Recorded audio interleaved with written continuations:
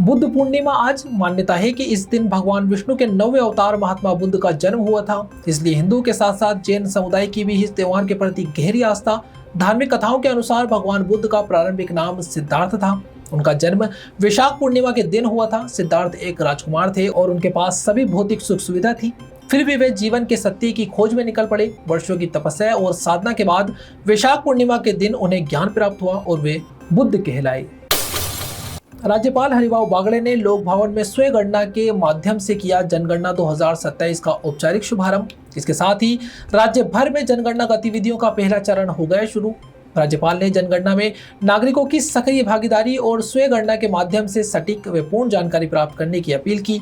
भारत सरकार ने जनगणना वेब पोर्टल को सरल और उपयोगकर्ता के अनुकूल बनाया। आराध्य गोविंद देव जी मंदिर में आज से शुरू हुआ जल यात्रा महोत्सव। चांदी के कमलाकार होदी में विराजेंगे गोविंद देव जी। 10 फव्वारों से बौछारें देंगी ठंडक।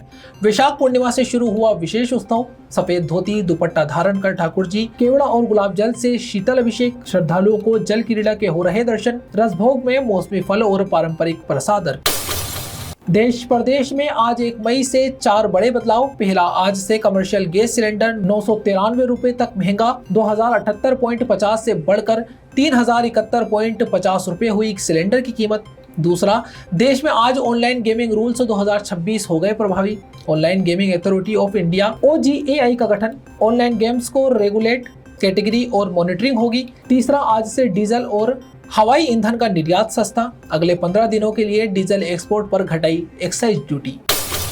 सूर्य नगरी जोधपुर में भव्य सौजातीय सामूहिक विवाह सम्मेलन संपन्न। श्री हरि प्राणी मातृ सेवा संस्थान के तत्वावधान में हुआ आयोजन। 108 जोड़ों का पारंपरिक हिंदू रीति रिवाज से संपन्न हुआ सामूहिक विवाह। संत डॉक्टर प्रेम हरि महाराज के सानिध्य में हुआ कार्यक्रम। मुख्य अतिथि के रूप में जोगराम पटेल रहे मौजूद। नेता प्रतिपक्ष टीकाराम जूली का बयान। कमर्शियल गैस सिलेंडर के दाम बढ़ने पर बोले जूली। 5 प्रदेश के चुनाव खत्म होते ही भाजपा सरकार ने देशवासियों की जेब पर डाका डाल दिया।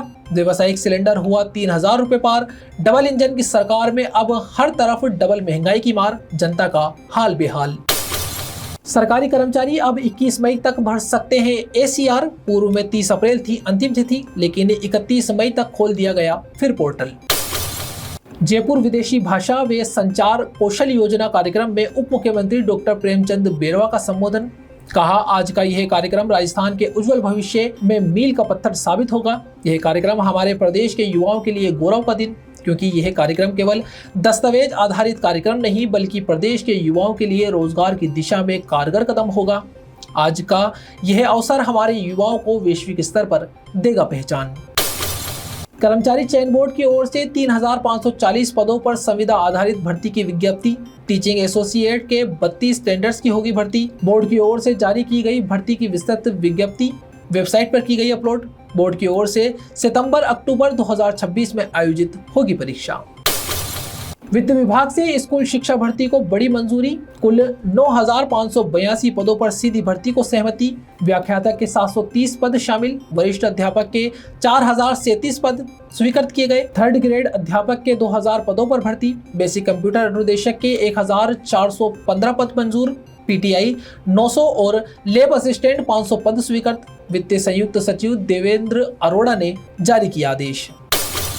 कैंसर बीमारी ही ऐसी है, चिंता तो होगी ना। लेकिन अब अपनी चिंता को बदलो विश्वास में, क्योंकि आदिनाथ कैंसर मेडिसिटी में है रेडियोथेरेपी, कीमोथेरेपी और कैंसर सर्जरी के उपचार के साथ आधुनिक सुविधाएं भी। विजिट करें आदिनाथ कैंसर मेडिसिटी एट चाची आवास अजमेर।